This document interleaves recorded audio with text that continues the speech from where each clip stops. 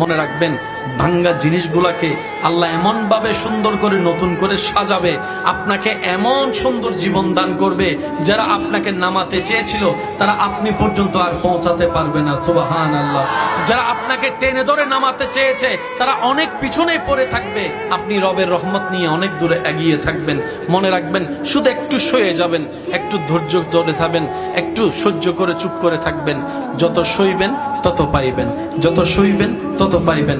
কোনো আফসোস নাই, কোনো আপত্তি নাই, কোনো হা হতাশ নাই। রবকে শুধু এতটুকু বলবেন, যখনই মন খারাপ হবে সিজদায় মাথাটা ঝুঁকিয়ে, ইয়া রব, আমি যা পেয়েছি কোনো কিছু পাওয়ার যোগ্যতা আমার কাছেই নেই, সব তুমি দয়া করে দান করেছো, সব তুমি দয়া করে দান করেছো।